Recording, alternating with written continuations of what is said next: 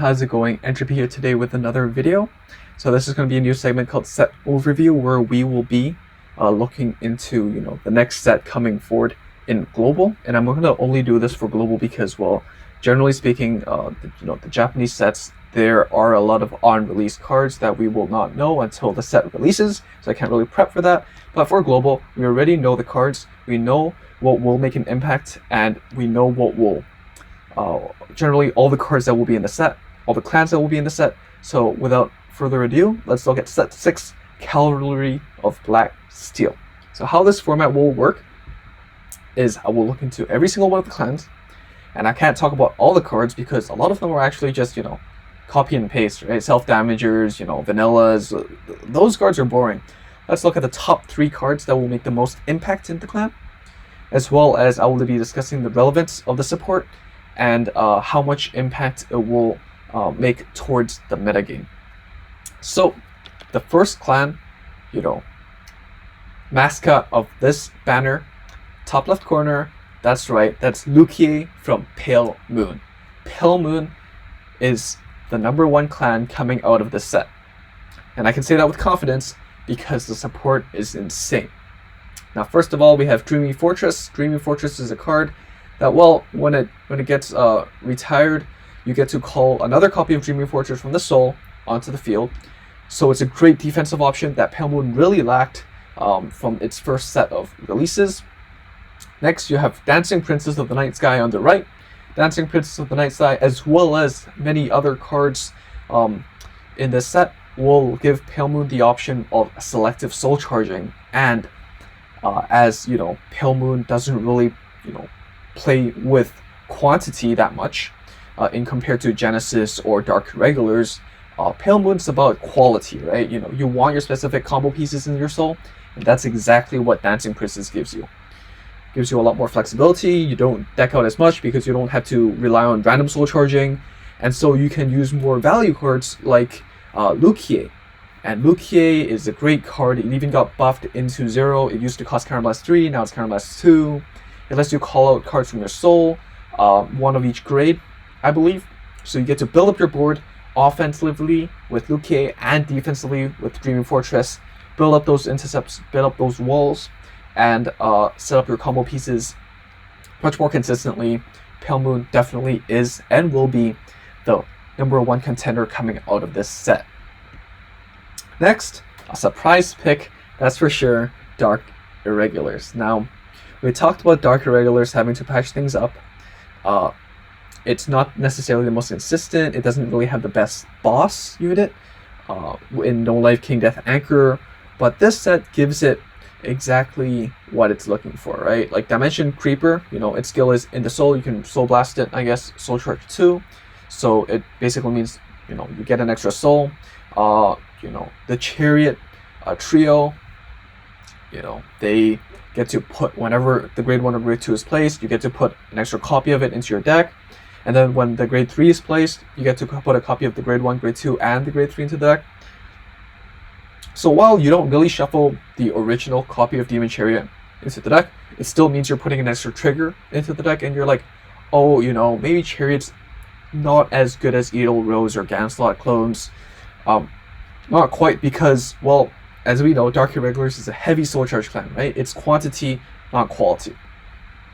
So with the sheer amount of soul charging that this deck requires, the Chariot put 3 cards back to the deck is actually really good, because it lets you play the game, at least going into the late game. You won't just deck out and lose. And lastly, we get I'd say, more flashy boss, that is Bladewing Reiji. Bladewing Reiji, casually, once you have 15 soul, gets 15k and a +2 crit. So by itself, it's a 3 crit attacker. And last we checked, crit pressure is always great. And more importantly, I nearly forgot about this, but the Chariot gang, if you have, for each copy of itself, you have in the soul. So for example, you have the grade 3 on board. If you have 1 copy of the grade 3 in the soul, it gets +2. And if you have 3 or more, it also gets 1 crit. So Dark Irregulars, it has a lot more offensive pressure than it needs. Vanguard has extra crits, Rearguard have extra crits, and you bash face strong.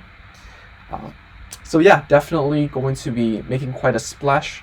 A lot of people, underestimate it, and I agree it's not the most consistent. But if you look into the cards that will be coming out in the set, Dimension Creepers, Chariots, these cards will be must plays.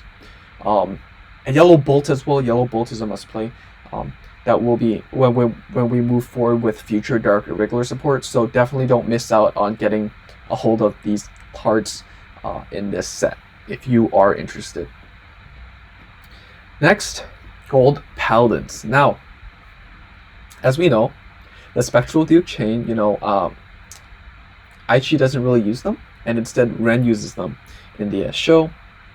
And so in this game, what Game Studio did spectacularly was dual clan, right? They made the Spectral Duke Ride Chain actually playable in both Gold Paladin and Shadow Paladin. And that's great. That means if you get this Ride Chain, you get to play effectively two different clans with the same group but different supports, right? And there's an argument like, do they fit more in Gold Paladin or Shadow Paladin? With Gold Paladin, a lot of the other units require, Limit Break 4. I don't think it fits in Gold Paladin that well because it's such an aggressive deck. But you don't get to replenish your resources fast enough. On the other hand, Shadow Paladin support is a lot more consistent. You have Unflippers on both sides, but Shadow Paladins also have the main, which lets you counterblast 1, discard 1, draw 2. So you replenish your card advantage. And also Car. Bapped Car lets you just call an extra unit. With the amount of cards that Vortmer, the Ride Chain, retires, and Superior calls as well, having that extra, steam or engine lets you go through your cards faster and lets you trigger your Spectral Duke more effectively. So the Vortmer Ride Chain, how it works is whenever you ride on top of it, you get to retire 1 rearguard, you call the top 2 cards from your deck. So that means that even if you just went from grade 2 to grade even if you just rolled into grade 2, you could theoretically retire 1 grade 0 or grade 1, and you could call 2 grade 2s out, you could call 2 grade 3s out. It ignores the constraint of having to call less than or equal to your Vanguard's grade. It's less effective in Vanguard 0 because grade 3s have less utility on the board compared to the TCG. Grade 2s are just more valuable. But alas, it does give you more offensive pressure early into the game that you definitely is lacking in the Gold Paladin deck so far. Spectral Duke lets you counterblast 2, retire 2 of your rearguards to stand again, draw 1, it loses Twin Drive, but it does it restands without hitting. So it works differently than VN. So that means you could play around with weird stuff like 9 crits. And it gets to stand with a crit. It procs your opponent's PGs once, maybe twice. If not, you win the game, right? So definitely worth playtesting around. Not as bad as it seems. Definitely not. Next is Oracle Think Tank. Now, a lot of people are looking forward to Oracle Think Tank, which honestly I was quite puzzled by. But looking into the cards, I get to see why. People, I'm personally a big fan of Coco.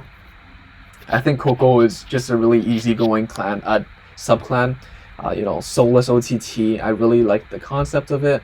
Tsukiyomi is the more consistent one, and definitely still the number one OTT sub-clan that the OTT will be using moving forward into I don't know how many sets.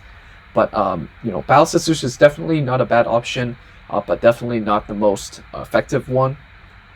So Battle Sisters, the 3 cards we have here is Macron, the 9+3, Cookie, which is the Garmor clone, Limit Break 4, Attack +5, and then Counterblast 2, draw cards, I guess, and then I think it's draw 2, discard 1, something like that. Not the most flashy card effects, but it's good nonetheless. And then Fromage, does something similar. Counterblast, draw cards, I guess, does the OTT stuff. But the most important thing is that it gets 15k base on offense and defense if you have 4 or more Battle Sisters on board. Now that's quite surprising because, well, that's a higher base than Cross Rides, right? Like, why isn't this a top tier deck? Well, that's because of the requirement to play the subclan Battle Sisters. You need 4 of those units on board, and also if you think about your board state, generally you'd have 1 or 2 intercepts that your opponent has to hit over anyways to reach your Vanguard.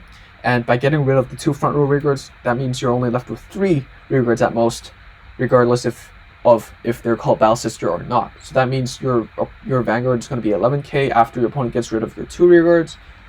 So is it that consistently effective as a defensive unit? I don't think so, but I think the 15k lets you play more and expand your board more offensively with the grade 3 lineup of your choice. But alright, I think there's 2 more clans now. Now we will be moving on to the meme clans. Let's see what's left.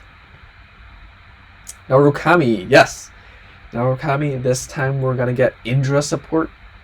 So Indra got some interesting buffs, as well as some promo cards. Promo cards from the TCG. They're like normal cards in the Zero format, I guess. Here to support Indra. So we have 1,000 name Wyvern Knight, which lets you Soul Blast and then change its name to one of your noble units on board, which is Indra. And then we have Stormbring Dragon that lets you I think search top 5 for grade 3s, so you can search your Indras or grade 3s more consistently. Isn't necessarily the best card. Not necessarily, but I guess if you're going to go all in on the Indra strat, you might as well play the grade 3 searcher. And lastly, the MVP, Indra. Right? I forgot the whole name, but it's just Indra memes, right? Its skill is, well, counter +1. You get +1 crit for each other Indra on your board. So if you have 3 Indras and you have 3,000 name Wyvern Knights, no, you have 2 at most, right? Because there's only 5 regrets left. If you have 3 other Indras on your board and you have 2 1,000 name Wyvern Knights on your board, use 1,000 name Wyvern Knight skill. It's called Indra now, right? You counter +1, your Indra gets +5 crit. With its based 1 crit, you get 6 crits in 1 hit. More importantly, Indra actually got an extra skill this time. I just checked the wiki, so I didn't even know this, but it gets +1k for each noble on your board, I believe. So that means it does hit 11k. It can hit cross-rand numbers, and it's definitely a high roll crit deck. And what you can do is Indra Gang goes gong, and then OTK your opponent for the memes. So yeah, just a fun fact. I mean, it's the first possible card in Vanguard 0 that can OTK without preying on hitting crits. A lot of the other clans, even if they have restanders, you generally need to hit triggers or you need to restand, and then even then it's not enough to deal 6 damage in 1 turn. But yeah, Indra, theoretically, one-shot your opponent, pray they don't have PGs, pray they don't hit heals, and then you win the game, Memes do happen. Lastly, the clan that got the shortest end of the stick, Nova Grapplers, what they get this time around is Death Army. They get Death Army Bishop, Cosmolord, and Death Army Knight, and a bunch of other Death Armies. The Cosmolord is a cross-ride for I forgot the name of the card, but it was a card from the set 1. You rest 1 unit, it gets +3. You can do that as many times as you want. That card's now in 11k instead of 10k. But in general, this subclan is very disappointing.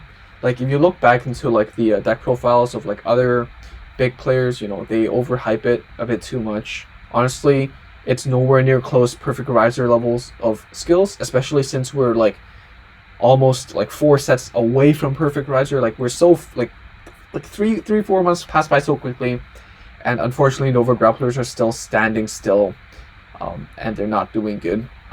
The deck does apply crit pressure. Cosmolord does get an extra crit, but Perfect Riser can do that already. You get to rest your units, gain extra power, and then use Cosmolord and other cards like Knight and Bishop to stand the back up.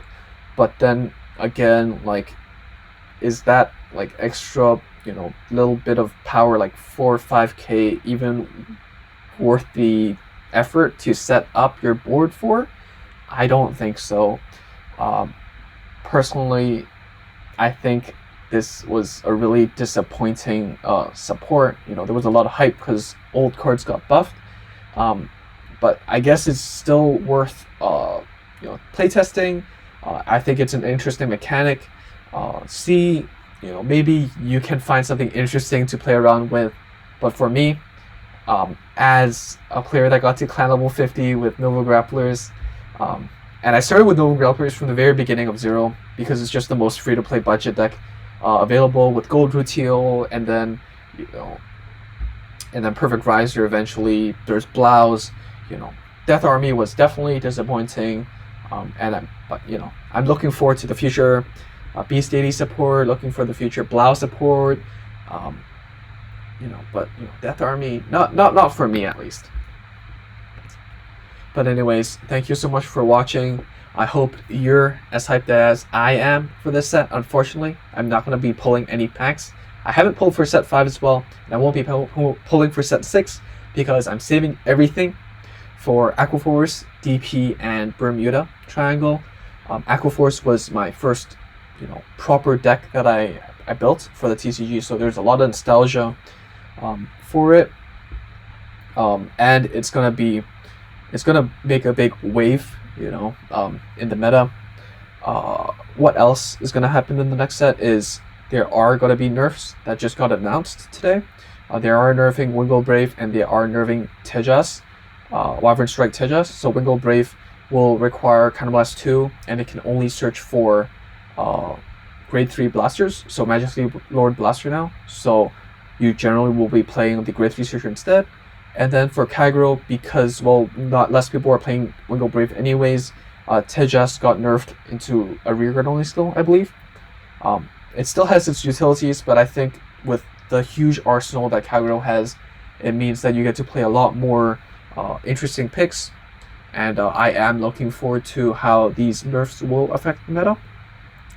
And yeah, I hope everyone enjoys what's to come.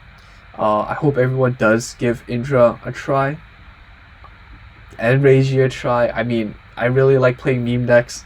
Having extra crit is always fun, and when it works, it feels so good, right? Anyways, so I guess that's it for today. I hope everyone is good.